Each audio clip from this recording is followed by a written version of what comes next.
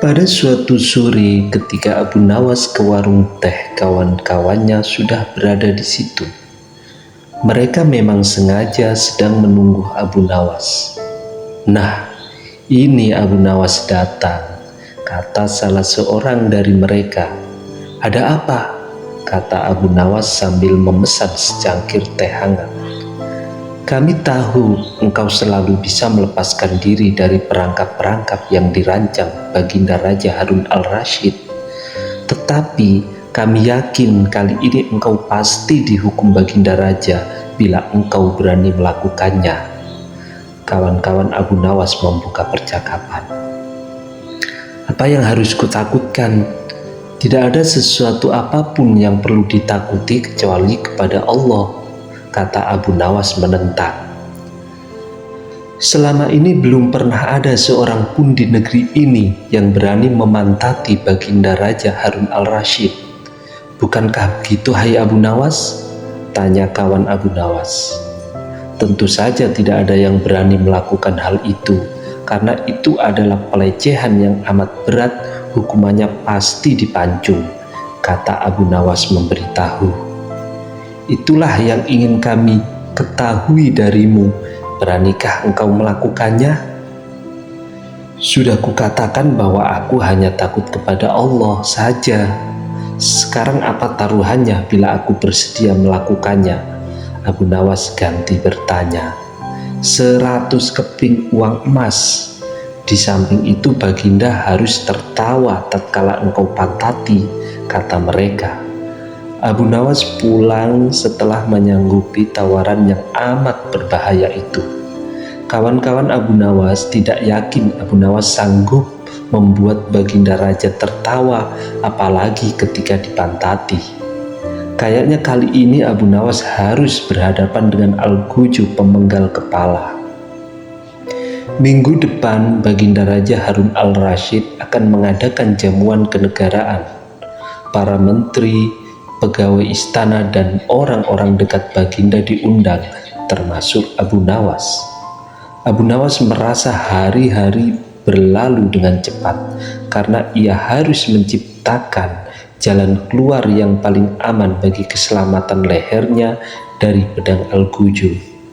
Tetapi bagi kawan-kawan Abu Nawas, hari-hari terasa amat panjang karena mereka tak sabar menunggu pertaruhan yang amat mendebarkan itu. Persiapan-persiapan di halaman istana sudah dimulai. Baginda Raja menginginkan perjamuan nanti meriah karena Baginda juga mengundang raja-raja dari negeri sahabat. Ketika hari yang dijanjikan tiba, semua tamu sudah datang kecuali Abu Nawas. Kawan-kawan Abu Nawas yang menyaksikan dari jauh merasa kecewa karena Abu Nawas tidak hadir. Namun ternyata mereka keliru. Abu Nawas bukannya tidak datang, tetapi terlambat sehingga Abu Nawas duduk di tempat yang paling belakang. Ceramah-ceramah yang mengesankan mulai disampaikan oleh para ahli pidato, dan tibalah giliran Baginda Raja Harun al-Rashid menyampaikan pidatonya. Seusai menyampaikan pidato, Baginda melihat Abu Nawas duduk sendirian di tempat yang tidak ada karpetnya. Karena merasa heran, Baginda bertanya, "Mengapa engkau tidak duduk di atas karpet?" "Paduka yang mulia, hamba haturkan terima kasih atas perhatian Baginda. Hamba sudah merasa cukup bahagia duduk di sini," kata Abu Nawas. "Wahai Abu Nawas, majulah dan duduklah di atas karpet, nanti pakaianmu kotor karena duduk di atas tanah," Baginda Raja menyarankan. "Ampun tuanku yang mulia, sebenarnya hamba ini sudah duduk di atas karpet." Baginda bingung mendengar pengakuan Abu Nawas, karena Baginda melihat sendiri Abu Nawas duduk di atas lantai. "Karpet yang mana yang engkau maksudkan, wahai Abu Nawas?" tanya Baginda masih bingung. "Karpet hamba sendiri, tuanku yang mulia. Sekarang hamba selalu membawa karpet kemanapun hamba pergi," kata Abu Nawas seolah-olah menyimpan misteri. Tetapi sejak tadi aku belum melihat karpet yang engkau bawa, kata Baginda Raja bertambah bingung. Baiklah Baginda yang mulia, kalau memang ingin tahu maka dengan senang hati hamba akan menunjukkan kepada Paduka yang mulia, kata Abu Nawas sambil beringsut-ringsut ke depan. Setelah cukup dekat dengan Baginda, Abu Nawas berdiri kemudian menunjukkan potongan karpet yang ditempelkan di bagian pantatnya. Abu Nawas kini seolah-olah memantati Baginda Raja Harun al-Rasyid. Melihat ada sepotong karpet menempel di pantat Abu Nawas, Baginda Raja tak bisa membendung tawa sehingga beliau terpingkal-pingkal diikuti oleh para undangan. Menyaksikan kejadian yang menggelikan itu, kawan-kawan Abu Nawas merasa kagum. Mereka harus rela melepas 100 keping uang emas untuk Abu Nawas. Kisah ini mirip dengan kejadian pada masa Nabi Sulaiman ketika masih muda. Entah sudah berapa hari kasus seorang bayi yang diakui oleh 2 orang ibu yang sama-sama ingin memiliki anak. Hakim rupanya mengalami kesulitan memutuskan dan menentukan perempuan yang mana sebenarnya yang menjadi ibu bayi itu. Karena kasus berlarut-larut, maka terpaksa hakim menghadap Baginda Raja untuk minta bantuan. Baginda pun turun tangan. Baginda memakai taktik rayuan. Baginda berpendapat mungkin dengan cara-cara yang amat halus salah satu wanita itu ada yang mau mengalah. Tetapi kebijaksanaan Baginda Raja Harun al-Rasyid justru membuat kedua perempuan makin mati-matian saling mengaku bahwa bayi itu adalah anaknya. Baginda berputus asa, mengingat tak ada cara-cara lain lagi yang bisa diterapkan. Baginda akhirnya memanggil Abu Nawas. Abu Nawas hadir menggantikan hakim. Abu Nawas tidak mau menjatuhkan putusan pada hari itu, melainkan menunda sampai hari berikutnya. Semua yang hadir yakin Abu Nawas pasti sedang mencari akal seperti yang biasa dilakukan. Padahal penundaan itu hanya disebabkan Al-Gujo tidak ada di tempat. Kocak emang. Keesokan hari sidang pengadilan diteruskan lagi. Abu Nawas memanggil Al-Gujo dengan pedang di tangan. Abu Nawas memerintahkan agar bayi itu diletakkan di atas meja. "Apa yang akan kau perbuat terhadap bayi itu?" kata kedua perempuan itu saling memandang. Kemudian Abu Nawas melanjutkan dialog.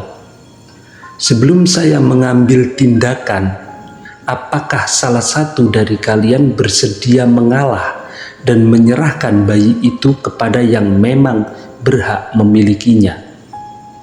"Tidak, bayi itu adalah anakku," kata kedua perempuan itu serentak.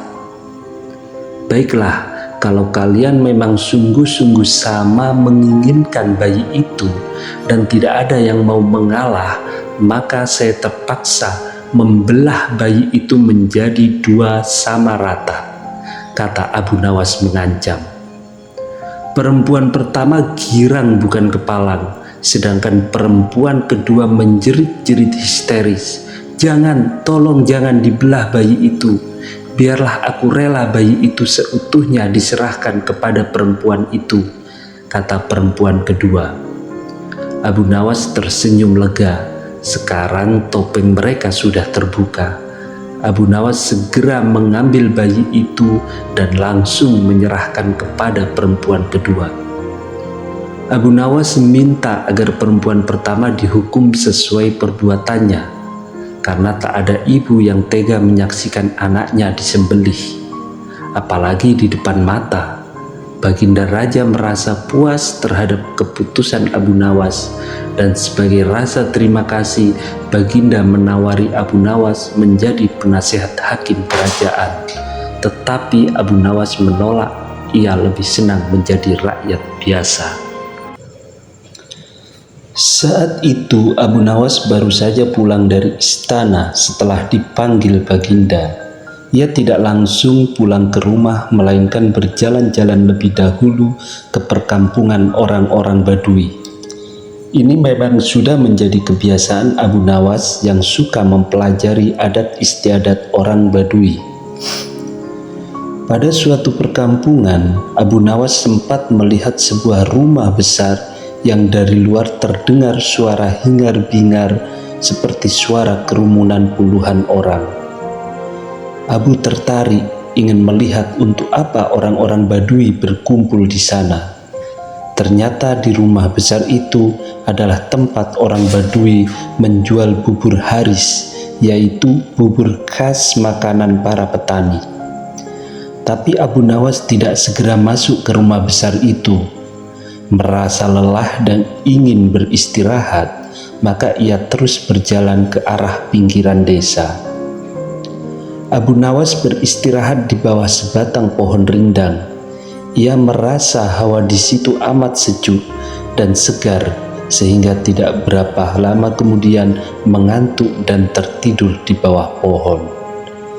Abu Nawas tak tahu berapa lama ia tertidur.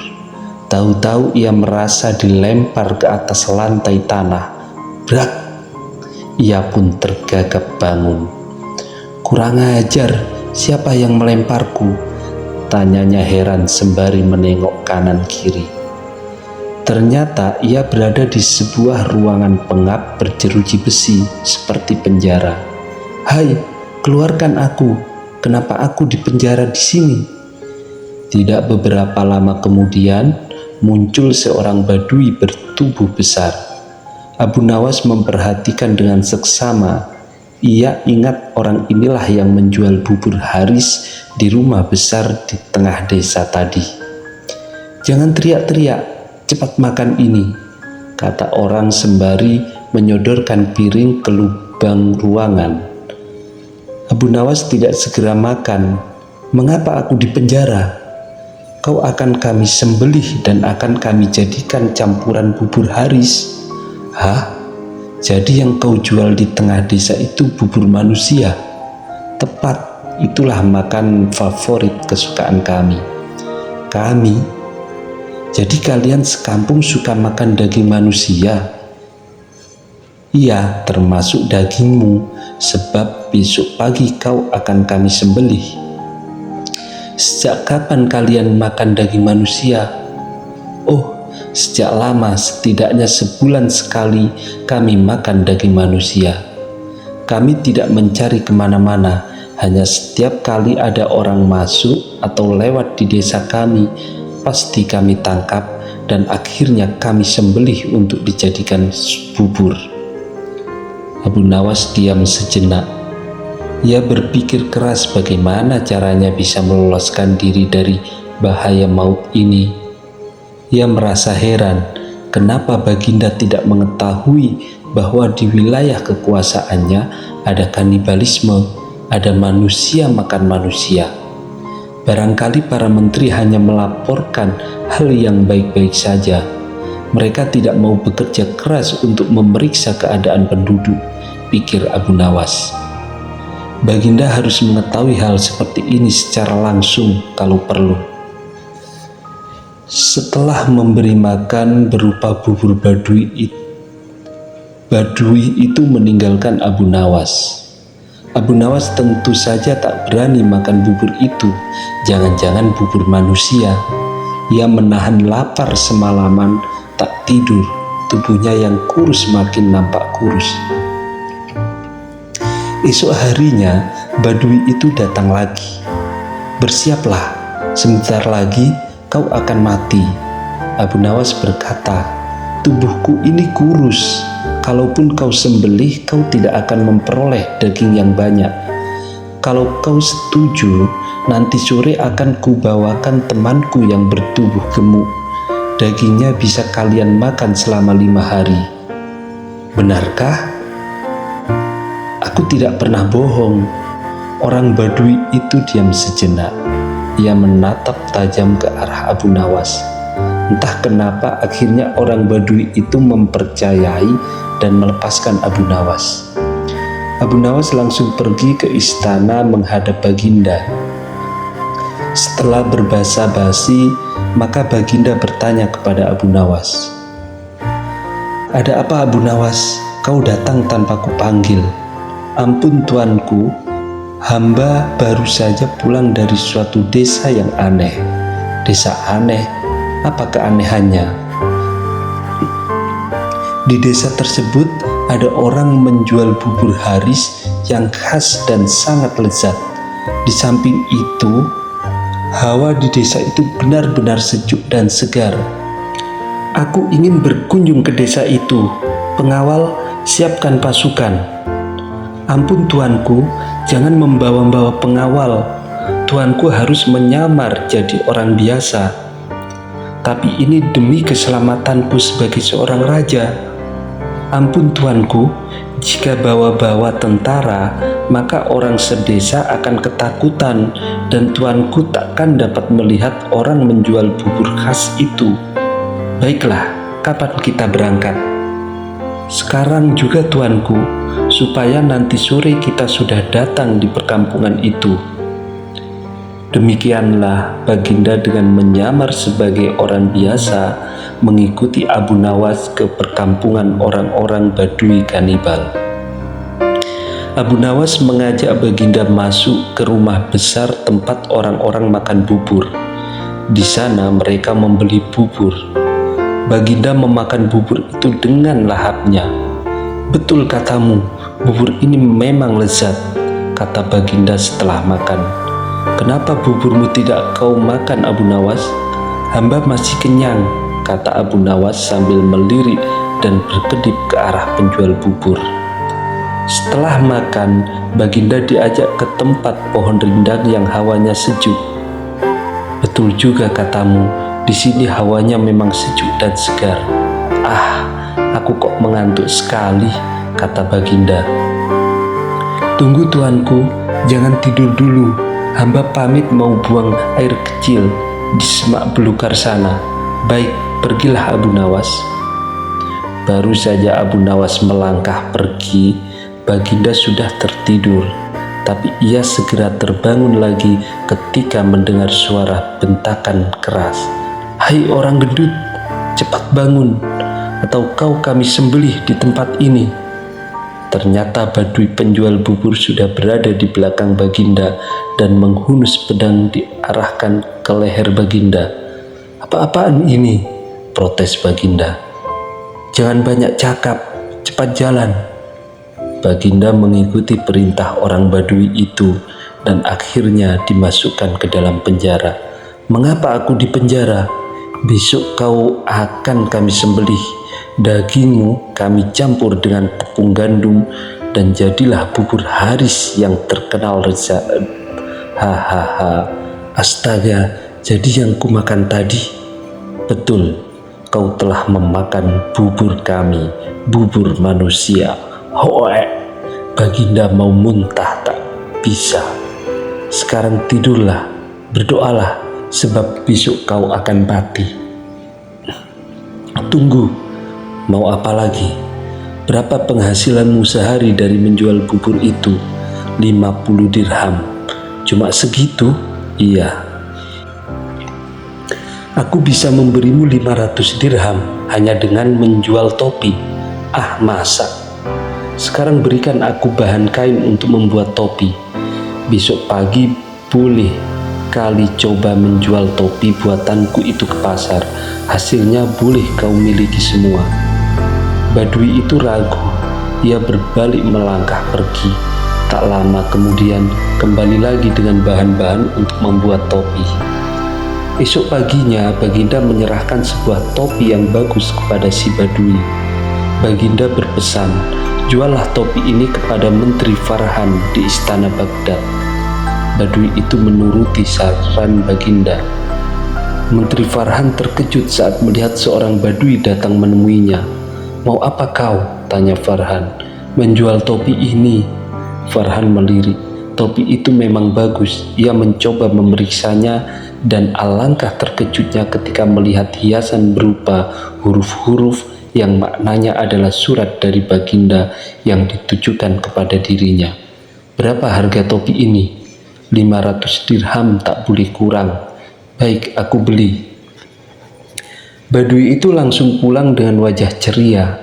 Sama sekali ia tak tahu jika Farhan telah mengutus seorang prajurit untuk mengikuti langkahnya. Siangnya, prajurit itu datang lagi ke istana dengan melaporkan lokasi perkampungan si penjual bubur. Farhan cepat bertindak sesuai pesan isi surat Baginda. 1.000 orang tentara bersenjata lengkap dibawa ke perkampungan. Semua orang Badui di kampung itu ditangkap, sementara Baginda berhasil diselamatkan. Untung kau bertindak cepat, terlambat sedikit saja aku sudah jadi bubur, kata Baginda kepada Farhan. Semua ini gara-gara Abu Nawas, kata Farhan. Benar, tapi juga salahmu. Kau tak pernah memeriksa perkampungan ini bahwa penghuninya adalah orang-orang kanibal. Bagaimanapun Abu Nawas harus dihukum. Ya, itu pasti. Hukuman mati, sahut Farhan. Hukuman mati? Ya, kita coba apakah dia bisa meloloskan diri, sahut Baginda.